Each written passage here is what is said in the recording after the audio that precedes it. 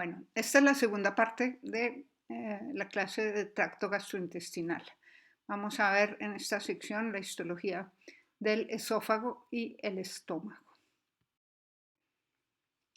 El esófago es un órgano muy sencillo. Sus características histológicas responden a su función, que es muy sencilla, que es la conducción del bolo alimenticio. Por lo tanto, es un tubo muscular muy fuerte que tiene aproximadamente 25 centímetros.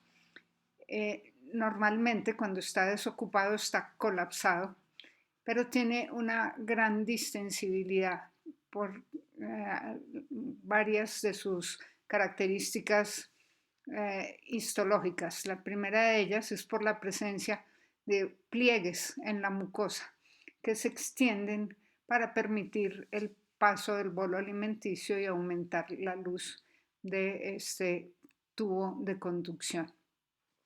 Termina a nivel del estómago en un esfínter, que es un esfínter puramente fisiológico. Esto quiere decir que no hay ningún cambio anatómico ni histológico a este nivel, sino hay unas fibras musculares que se contraen con una gran intensidad, con gran fuerza, e impiden el reflujo de los alimentos de la cavidad gástrica hacia el esófago. Este paso unilateral del bolo alimenticio está además influido por el peristaltismo intestinal y por las presiones o la diferencia de presiones que hay entre la cavidad torácica y la cavidad abdominal, y se ayuda también con otra estructura que es el diafragma. Al contraerse el diafragma se mejora este paso y se impide entonces el reflujo gastroesofágico. La mucosa del esófago está revestida por un epitelio de protección. Es un epitelio plano estratificado, no queratinizado, bastante grueso.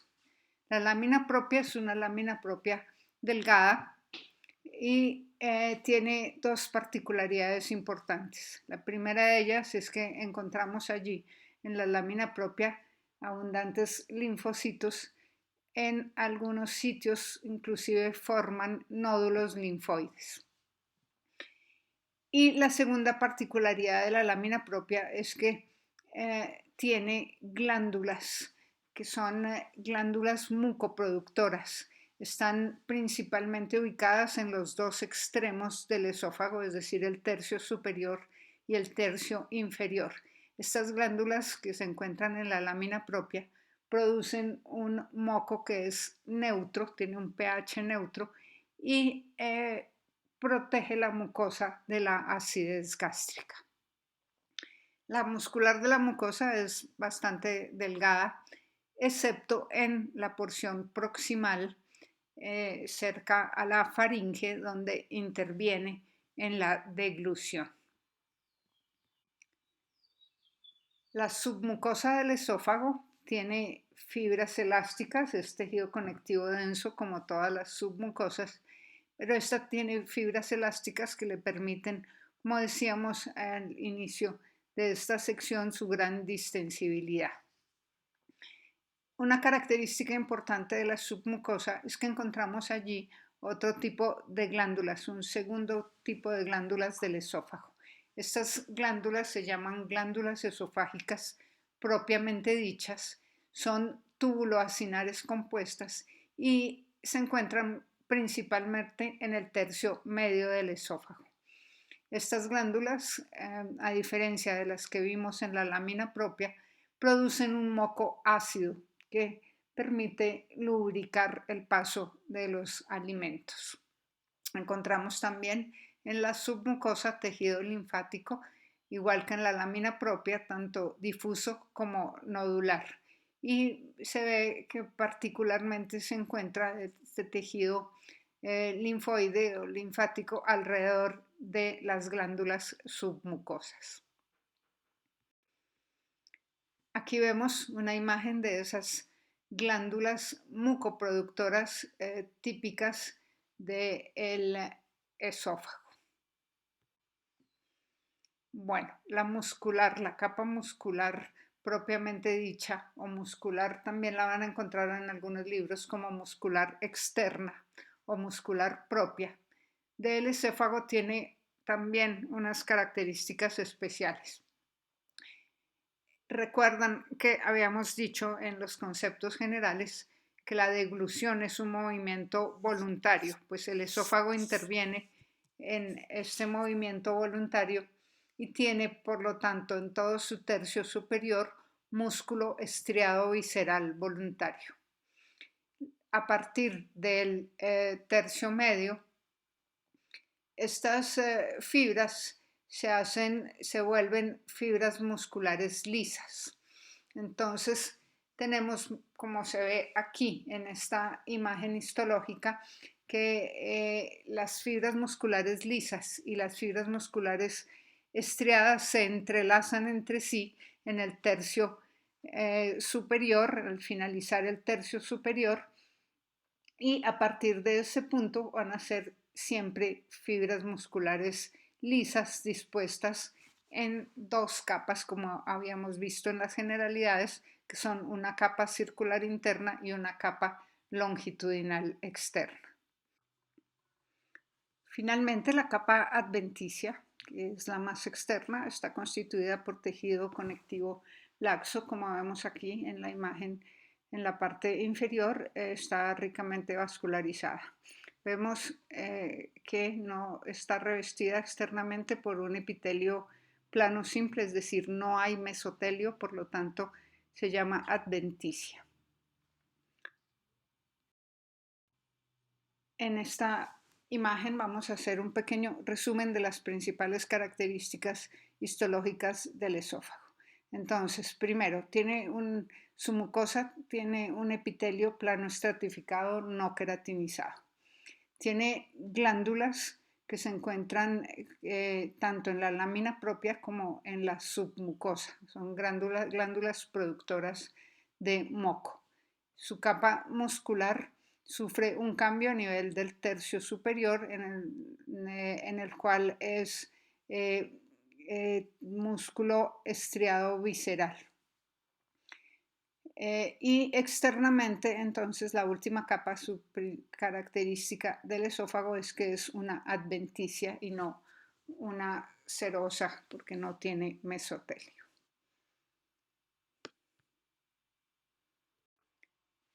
Al terminar el esófago encontramos entonces la unión gastroesofágica.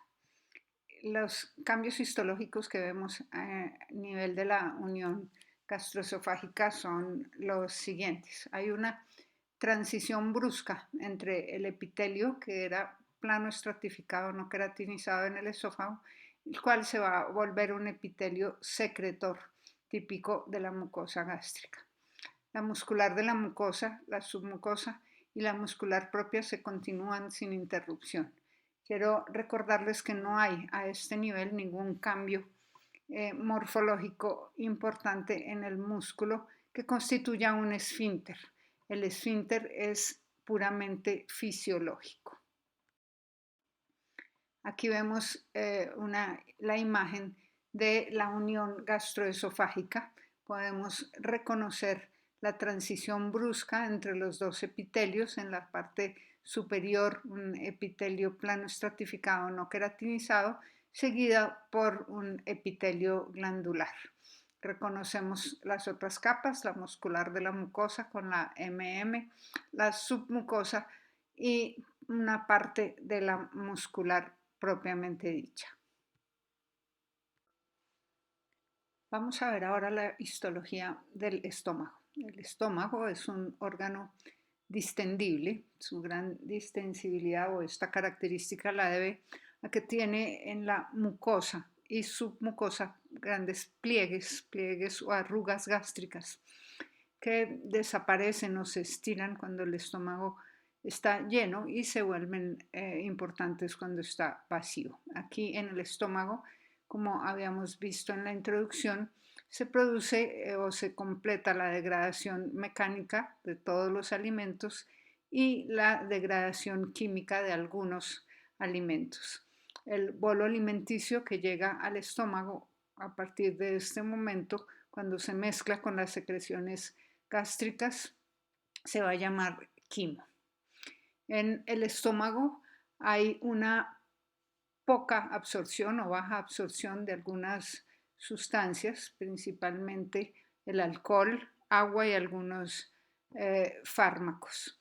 Para el resto, para que se absorban el resto de los componentes que consumimos en los alimentos, hay que esperar el vaciamiento gástrico, el cual se tarda aproximadamente 2 horas. Anatómicamente, como vieron ustedes en su clase de morfología macroscópica o de anatomía, el estómago tiene 4 zonas. Están demarcadas, delimitadas en este esquema, las podemos reconocer. Son el cardias, el fondo, el cuerpo gástrico y el píloro, o antro pilórico. Quiero llamar su atención sobre este píloro, ya que aquí sí se encuentra un esfínter anatómico, un engrosamiento de la capa muscular, no como habíamos dicho en la unión esófago-gástrica, donde el esfínter es puramente fisiológico. Aquí tenemos presencia de un esfínter anatómico. Entonces, anatómicamente hay cardias, fondo, cuerpo y antro pilórico. Histológicamente, en cambio, tenemos solo 3 zonas, ya que histológicamente el fondo y el cuerpo son idénticos. Por lo tanto, vamos a tener una zona histológica del cardias, una región fundocorporal y una región antral o pilórica. En los dos extremos, tanto en el cardias como en el antro pilórico, encontramos gran cantidad de glándulas especializadas en la secreción de moco. Las vamos a ver en sus características más adelante. Y en la región fundocorporal, además de la producción de moco, tenemos glándulas especializadas en la secreción de ácidos gástricos, es ácido clorhídrico, jugos gástricos, perdón, que son ácido clorhídrico y algunos péptidos o enzimas péptidas de la digestión. También las veremos más adelante. El estómago tiene una mucosa secretora, como ya dijimos, en toda su superficie interna. Vemos, tal como lo muestra esta imagen de microscopía de barrido, pequeños depresiones o pequeños agujeros. Estos se llaman foveolas gástricas o fositas o criptas gástricas. A estos pequeños agujeros desembocan todas las glándulas que encontramos en la mucosa del estómago, que tienen, como ya dijimos, algunas variaciones. Son diferentes en la región fundocorporal, en la región del cardias y en la región del antro pilórico. La submucosa del estómago no tiene una particularidad importante, es como todas tejido conectivo, pero es fácilmente distendible y tiene grandes vasos sanguíneos. En cambio, la muscular propiamente dicha o la muscular externa sí tiene una particularidad que quiero que recuerden, ya que tiene 3 capas de músculo. Habíamos dicho que por lo general la muscular propia estaba constituida por 2 capas musculares. Pues en el estómago encontramos, además de la capa circular y la capa circular interna y longitudinal externa, encontramos una tercera capa que se encuentra o que se ubica en forma interna a las 2 anteriores y tiene una disposición de sus fibras oblicuas. Tiene por lo tanto 3 capas, no se encuentran en toda la extensión de la pared gástrica, pero son importantes porque intervienen esta muscular propiamente dicha en la maceración de los alimentos y en el vaciamiento gástrico. Externamente el estómago tiene una capa serosa muy delgada. Quiero recordarles que en el estómago, aunque encontramos linfocitos y células plasmocitos y otras células del sistema inmune en forma difusa, no es normal encontrar folículos linfoides. Vemos aquí la pared gástrica en un corte al microscopio óptico. Aquí tenemos entonces en esta imagen microscópica la mucosa gástrica. Podemos ver en la parte superior con la letra M la mucosa, que es una mucosa secretora, una MM, la muscular de la mucosa, que es delgada, luego la submucosa con grandes vasos, y se distinguen en esta imagen las tres capas musculares, una capa oblicua interna, una circular y una longitudinal externa.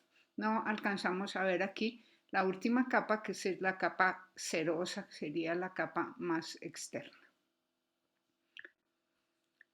En la región fundocorporal, las glándulas que desembocan a estas foveolas o fositas son bastante particulares. Son glándulas tubulares simples, ramificadas. A cada foveola llega 1 a 7 glándulas de este tipo. Y son bastante particulares porque tienen varias funciones importantes. Se encargan de la producción y secreción del ácido clorhídrico, que le va a dar la acidez, una importante acidez al estómago, alcanzando un pH de 0,9 a 1,5, y adicionalmente producen enzimas líticas de proteínas, que es la pepsina. También se encargan de producir moco para protegerse o proteger las foveolas de la autodigestión, como ya lo habíamos dicho. Entonces, hay una cosa que quiero llamar su atención, sobre la cual quiero llamar su atención desde ahora, es que fíjense en la imagen que tenemos con microscopía de luz, vemos en la parte superior las foveolas que ya conocen ustedes. Esas foveolas aquí en la región fundocorporal ocupan únicamente una cuarta parte de todo el espesor de la mucosa. Eso quiero que lo recuerden porque es una de las formas que tenemos para diferenciarlo de otras glándulas de otras áreas de la mucosa gástrica. Aquí tenemos un esquema de estas glándulas de la región fundocorporal para que las puedan identificar fácilmente. Estas glándulas entonces se abren a las foveolas, como ya dijimos, en su parte superior. Viene después una región que se llama el istmo, que comunica las foveolas con el cuello de las glándulas, y una parte basal que se llama la base de la glándula. Estas glándulas fundocorporales están revestidas por 5 tipos de células. Encontramos en la región del cuello células mucosas. También hay allí una población de células primordiales o células STEM que tienen la capacidad de diferenciarse y formar los otros tipos celulares. Estas células STEM ya las habíamos visto en el tracto respiratorio, son iguales a estas. Otra población muy importante que encontramos acá, que comienza a aparecer a nivel del cuello, principalmente, pero están en toda la glándula, son las células parietales, que son las que se encargan de producir el ácido clorhídrico. Y en la base de las glándulas va a aparecer otra población celular, que son las células principales que se encargan de la producción de pepsina. Además, como habíamos visto también en el tracto respiratorio, en todo el sistema mucoso digestivo hay células endocrinas. Entonces aquí también las encontramos. Vamos a ver las características de cada una de estas poblaciones celulares. Las células mucosas del cuello son parecidas a las células superficiales mucoproductoras, pero son un poco más pequeñas, no son cilíndricas, sino son un poco más bajas o cúbicas. Tienen gránulos de mayor tamaño de secreción y no producen un moco viscoso como las células superficiales, sino un moco líquido soluble. Las vemos aquí señaladas con la flecha azul, con hematoxilina eosina. Su secreción es muy pálida y se resalta mejor en la imagen de la izquierda, donde se ven rojas con una coloración de paz por su componente de moco en el citoplasma. La siguiente población de células que vamos a estudiar son las células parietales u oxínticas. Están, como les decía, en toda la glándula, uh, pero son mucho más frecuentes en el cuello. Son células de muy gran tamaño, células muy grandes que apenas uno enfoca al microscopio óptico, las reconoce, las ven en esta imagen en el recuadro azul.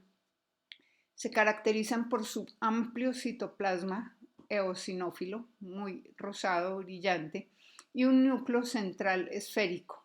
Lo hemos comparado toda la vida con un huevo frito. Apenas uno se vea la imagen al microscopio y ve esas células que semejan huevos fritos muy fáciles de reconocer, pues son las células parietales. Estas células tienen dos funciones muy importantes. Una, ya la habíamos dicho, es la producción y secreción del ácido clorhídrico, y la segunda es la producción del factor intrínseco, que es una sustancia necesaria para la absorción de la vitamina B12 a este nivel. Si no existe el factor intrínseco, no se puede unir la vitamina B12 a él y por lo tanto no se puede absorber. Esto produciría una patología importante que se llama la anemia perniciosa.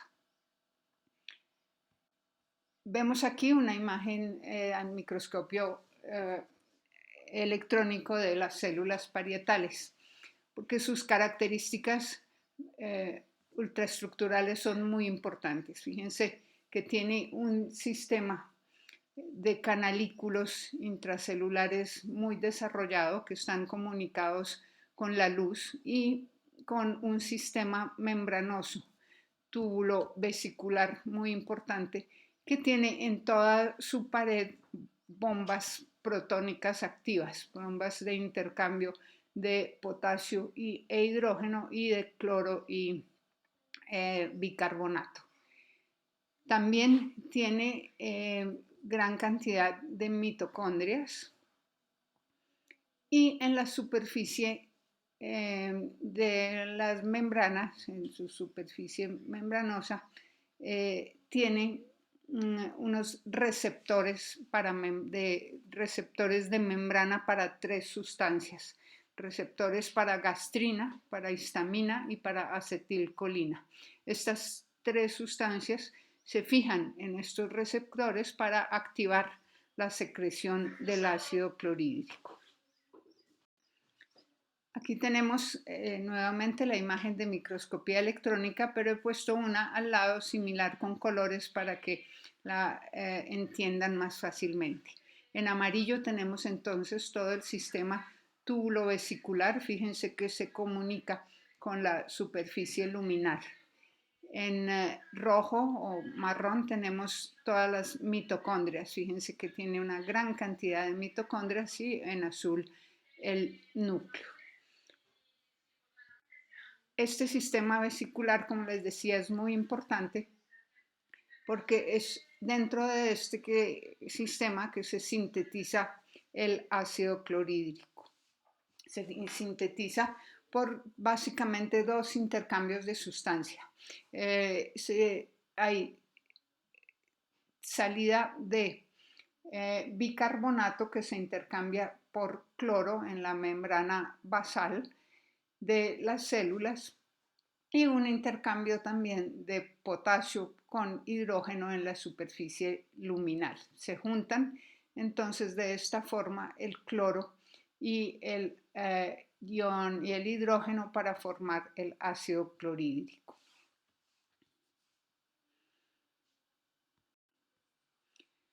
El otro tipo de células que encontramos en la base de las glándulas gástricas de la región fundocorporal son las células principales o células peptídicas o simogénicas también llamadas. Estas son las células que se encargan de secretar el pepsinógeno que va a producir pepsina que va a intervenir en el metabolismo de las proteínas. Estas células principales tienen las características típicas de las células productoras de proteínas. Eso quiere decir que tiene un retículo endoplásmico rugoso muy bien desarrollado y que tiene gránulos de secreción o gránulos de simógeno en este caso. Las vemos aquí entonces en microscopía de luz a la izquierda y en microscopía electrónica, donde reconocemos muy bien en la base de las células el retículo endoplásmico rugoso, el núcleo celular y en la parte apical todos los gránulos de secreción.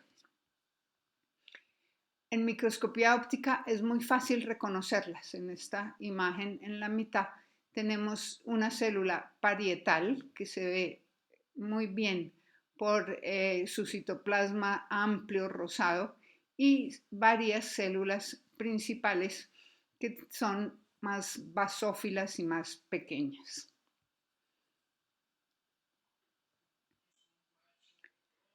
Hay también en esta mucosa gástrica, dijimos, células neuroendocrinas. Hay una gran cantidad de células neuroendocrinas en todo el tracto gastrointestinal. Se han identificado hasta 17 tipos diferentes de células neuroendocrinas.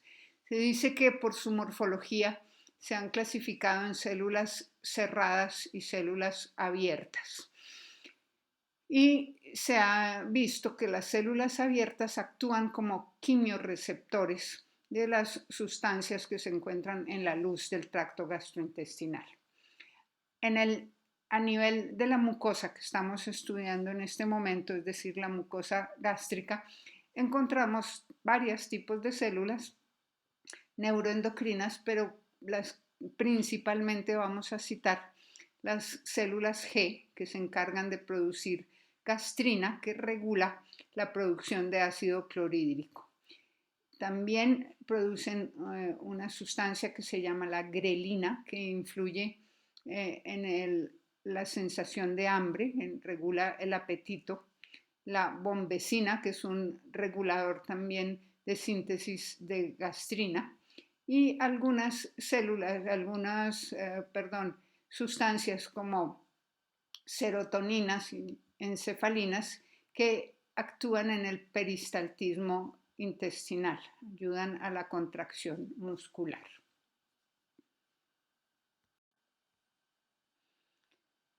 El último tipo de células que nos falta hablar son las células precursoras o células de reserva o células STEM. Estas células están principalmente en el cuello y están en continua división. Es difícil reconocerlas al microscopio óptico, pero sabemos que están allí, se aumentan en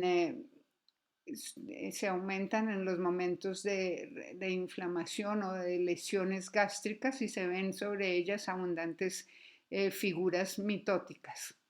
Están allí en el cuello y tienen la capacidad de diferenciarse tanto hacia células mucosas que migrarían hacia la superficie como células parietales y principales y migrarían hacia la base de las glándulas. Vemos aquí entonces, para resumir, un acercamiento de la mucosa gástrica de la región fundocorporal. Con la F en la parte superior identifican las foveolas y quiero llamar su atención nuevamente sobre la longitud de estas foveolas. Es únicamente una cuarta parte del espesor de la mucosa. Fíjense que las glándulas gástricas van desde esas foveolas hasta la muscular de la mucosa, es decir, ocupan completamente la capa mucosa.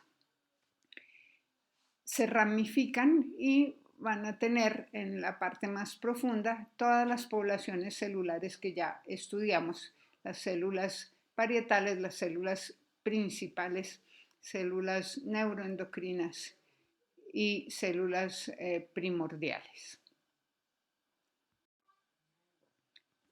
Con esta coloración de paz podemos identificar las células mucoproductoras, tanto las mucoproductoras superficiales que revisten, como se ve aquí, las foveolas, como las células mucoproductoras que se encuentran en el cuello. Son todas estas que tiñen de rojo con esta coloración. En este acercamiento de la base de las glándulas podemos identificar los dos tipos de poblaciones celulares más importantes. Las células parietales con la letra P son esas células de citoplasma rosado muy amplio, núcleo esférico, que parecen, les recuerdo, huevos fritos, y las otras células más pequeñas y más basófilas, con núcleos más oscuros, que son las células principales. Entonces, deben aprender a reconocerlas por su morfología y recordar su función.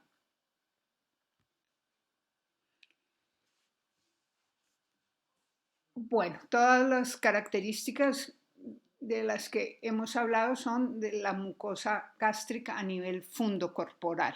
Vemos ese tipo de glándulas. En cambio, en las glándulas de la mucosa a nivel del antro pilórico no encontramos todas estas poblaciones celulares. Sí hay glándulas que desembocan a las foveolas, son glándulas que son también ramificadas o helicoidales. Y en este momento, en este sitio, en estas áreas, las foveolas son mucho más profundas y ocupan la mitad del grosor de la mucosa. Por eso las vamos a diferenciar y por eso hacía tanto énfasis en decirles que en la región fundocorporal ocupaban únicamente una cuarta parte. Tienen una muscular de la mucosa igual, un poco más gruesa que en las anteriores regiones, y la función de esta región es producir moco. Por lo tanto, hay un predominio de células mucoproductoras. Encontramos también algunas células de reserva o células STEM y células neuroendocrinas. Entonces, recuerden, en esta región encontramos más o menos las mismas células de la región fundocorporal, excepto las células parietales y células principales.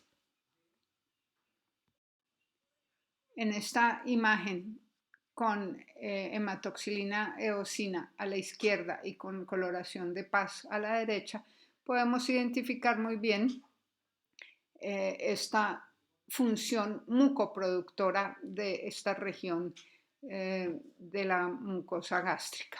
Vemos entonces con la P las fositas que están ocupando la mitad de la longitud de la mucosa, en la parte inferior las glándulas y con la MM o la continuación de las glándulas, y con MM la muscular de la mucosa.